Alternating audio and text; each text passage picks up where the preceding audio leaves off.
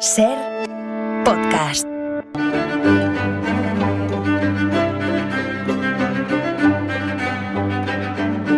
Hola Nieves. Hola Carlas, ¿qué tal? Tienes aquí a Íñigo Sastre escuchando Sí. con el resto de los oyentes. A mí me gusta. Oye, mira que nos gusta a nosotros, de verdad, y mucho, esta cita de cada tarde con la historia. Nos interesa todo lo que nos cuentas, lo que nos gusta descubrir o recordar.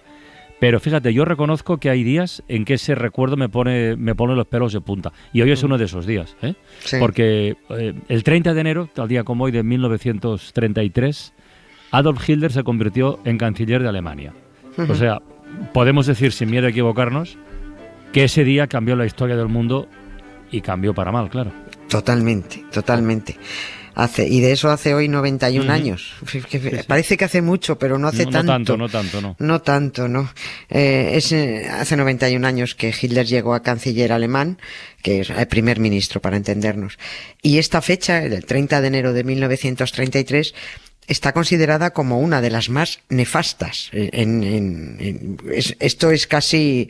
Está todo el mundo de acuerdo con ello. Hay un conocido ranking de eso que se dice, fechas que cambiaron el mundo. Pues, y coinciden casi todo. Revolución Francesa, el descubrimiento de América, Mahoma cuando abrió el negocio del Islam, el bombardeo de Hiroshima... Y la llegada de Hitler al poder aquel 30 de enero fue una de las más graves, aunque solo se supo a toro pasado, la verdad, que en aquel momento solo fue una toma de posesión, aparentemente, bueno, desagradable, pero nada más.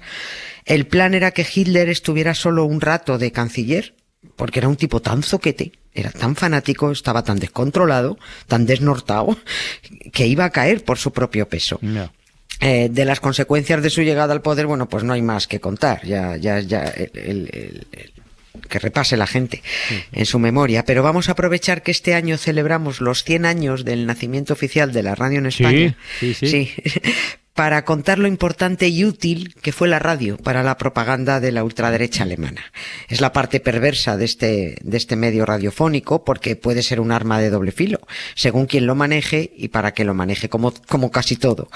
Es decir, que Hitler era un cateto cazurro, no importaba. Lo importante era convencer a los alemanes de que no lo era. Y para eso estaba la propaganda. Y la radio, por supuesto, al servicio de la propaganda. El desastre empezó aquel 30 de enero de 1933, pero nadie lo advirtió en ese momento. Nadie imaginó que acababan de abrir un frasco con las esencias de la ultraderecha.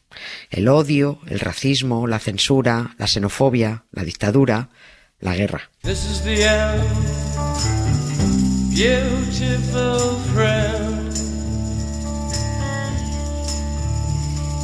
This is the end, my only friend. The end of our elaborate plans. The end of everything that stands. The end. Oye Nieves, ya recordamos hace unos meses que, esto es importante además recordarlo, que si Hitler alcanzó la Cancillería fue con el apoyo de la derecha de por aquel entonces, Sí, porque claro. por sí solo no le alcanzaba, no llegaba, No podía, él solo no podía. Y fue un mal cálculo de la derecha, calculó muy mal. La derecha alemana apoyó el nombramiento de Hitler como primer ministro porque estaba convencida de que Hitler iba a quedar en evidencia enseguida ante los alemanes, por lo palurdo e incapaz que era. Así lo llamaban.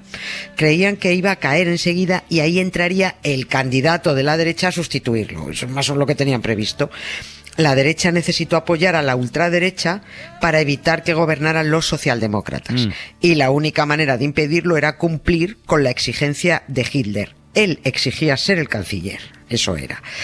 Para la derecha, pues fíjate, mucho mejor Hitler que los socialistas, pensaron ellos, porque solo iba a ser para un momento, para un ratico. El plan era proponerlo como canciller y, como dijo un político de derechas, en 2 meses tendremos a Hitler tan arrinconado que estará dando chillidos. Estas fueron su frase. Lo que pasa es que no hay tonto bueno. Y Hitler, además de palurdo y fanático patriotero, era, como buen ultraderechista, era muy mala persona. Y en menos de 2 meses los que estaban dando chillidos eran hasta los mismos de derechas que lo habían apoyado. Bastó que ostentara el poder mes y pico, 2 meses, para acabar con la democracia, con las libertades, con los partidos políticos, con la Constitución, para imponer la censura, para iniciar las detenciones y ahora se trataba de convencer a la población de que eso era lo que había que hacer, eso era lo correcto. Había que domesticar a la audiencia y eso se hace con los medios de comunicación. Bueno, pero aquí en aquellos primeros años 30, Nieves, la radio no estaba muy extendida aún como medio de comunicación. Aún no. No había una radio en cada casa, como después ocurrió, ¿no? O sea, claro. Era la radio, el aparato como receptor era carísimo. Era muy caro, sí, es verdad. Eso eran muy caros. Fueron los nazis los que hicieron crecer la radio, porque era el más efectivo, el más inmediato y el más divertido medio de comunicación. Servía para el entretenimiento porque te distrae. Y para la propaganda, porque te aborrega. Y Hitler contaba con un maestro de la agitación propagandística. Vaya. Claro, Joseph Goebbels, que casi nunca decimos además que era filósofo. Era doctor en filosofía, y a veces a los filósofos los carga el diablo. Si Hitler era peligroso porque era cazurro y malo, pues Goebbels era más peligroso aún porque era filósofo y malo. Era un estratega. Y sabía lo que había que hacer para nazificar a la población. Él sí tenía un plan clarísimo. De entrada, no dejar que el rebaño alemán escuchara nada que no fueran mensajes nazis. Había que cargarse el resto de medios para que existiera un único discurso. Y eso tenían que organizarlo muy rápido y muy bien.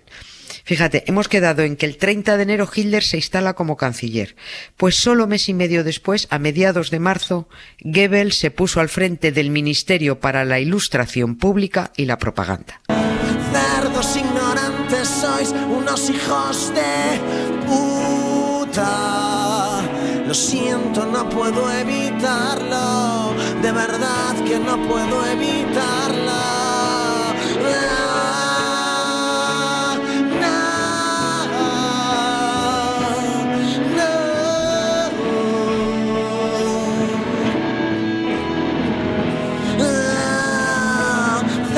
Ignorantes sois, unos hijos de puta. Lo siento, no puedo evitarlo. Es verdad que no puedo evitarlo. Me queda con el nombre del ministerio para la ilustración. Lo de propaganda se entiende muy bien, pero es curioso el nombre, Ministerio para la Ilustración. ¿A qué ilustración se refiere exactamente? O sea, ¿qué más controlaba aparte de la propaganda este ministerio? Sí, pues controlaba todo lo que tuviera que ver con el arte, el cine, el teatro, la música, la literatura, la prensa y la radiodifusión. Y pusieron ese nombre de ilustración para hacer exactamente lo contrario de lo que significa ilustración. Ilustrar es dar luz al entendimiento. Los nazis apagaron todas las luces, las apagaron todas. No se trataba de que ese ministerio gestionara las artes y la comunicación, se trataba de controlar todas esas disciplinas para censurar todo lo que no les venía bien a ellos. Por lo primero que va la ultraderecha, lo estamos comprobando constantemente, siempre es a por la libertad de pensamiento, por la libertad de expresión y por la libertad de imprenta. Y a por todo lo que tenga que ver con la cultura, porque necesita una población cenutria, domesticada. El buen alemán tenía que escuchar a Wagner y tenía prohibido ver arte moderno porque eso era arte degenerado. El único cine que se veía era el que producían los nazis y el teatro que autorizaban los nazis. Y todo eso se conseguía prohibiendo lo de los demás, que es lo mismo que sigue pasando. O sea, los nazis de España, que están en Vox, y Vox tiene el apoyo de su empresa madre, que es el Partido Popular, hacen eso mismo. Censuran obras de teatro, anulan conciertos, cierran exposiciones, retiran revistas de bibliotecas que están en otro idioma que a ellos no les gusta, tienen a sueldo a periodistas corruptos y burdos que se inventan noticias y mienten a la ciudadanía. Eso es el ABC en el mundo de la ultraderecha, control y censura. ¿Y cómo llevarán a cabo ellos esa censura en la prensa?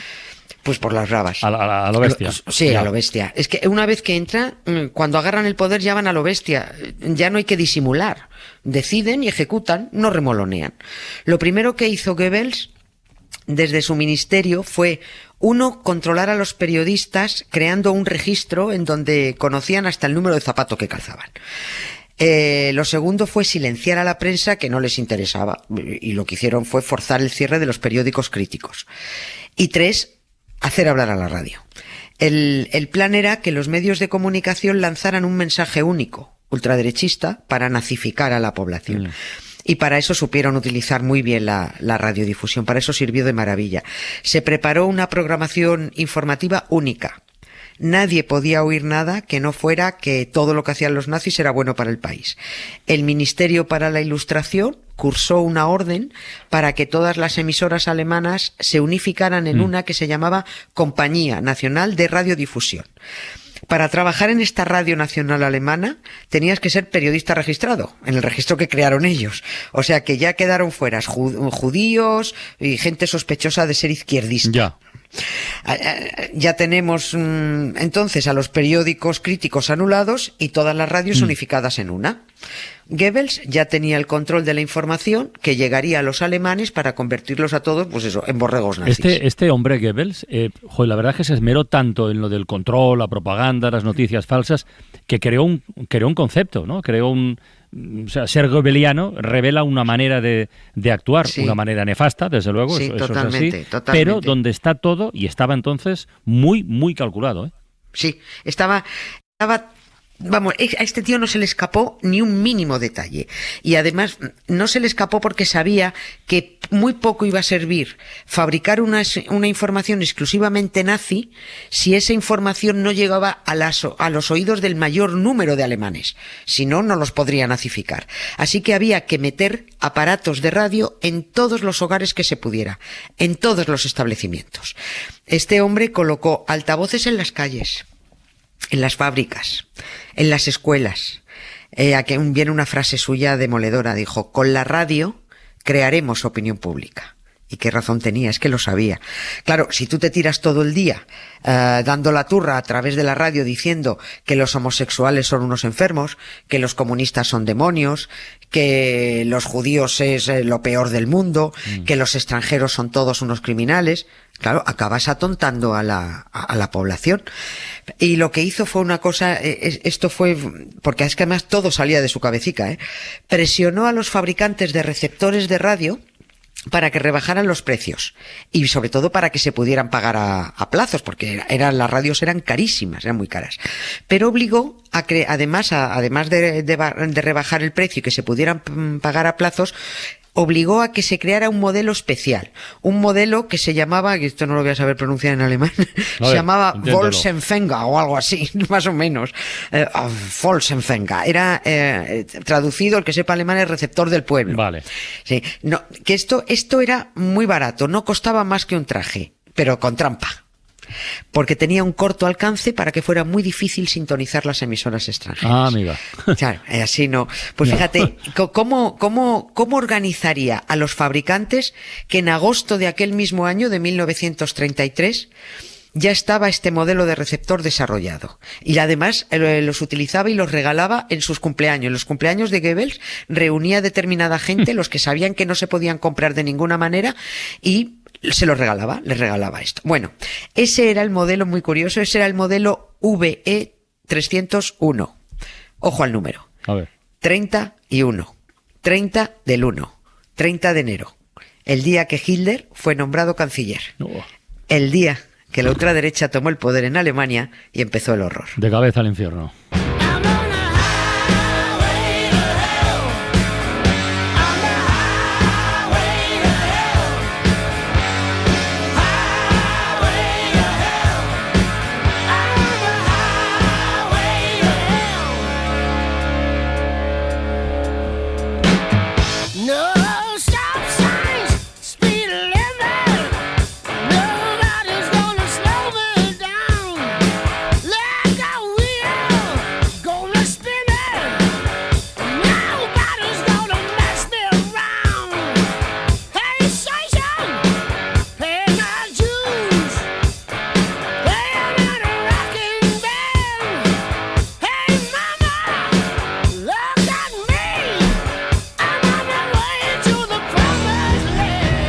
Con lo bonita que es la radio, ¿eh? Y lo bien Sí. que vamos a celebrar su centenario. Pero bueno, vamos a la celebrar historia bien, es lo sí. que tiene. Venga, hasta mañana, Nieves. Un beso. Para no perderte ningún episodio, síguenos en la aplicación o la web de la SER, Podium Podcast o tu plataforma de audio favorita.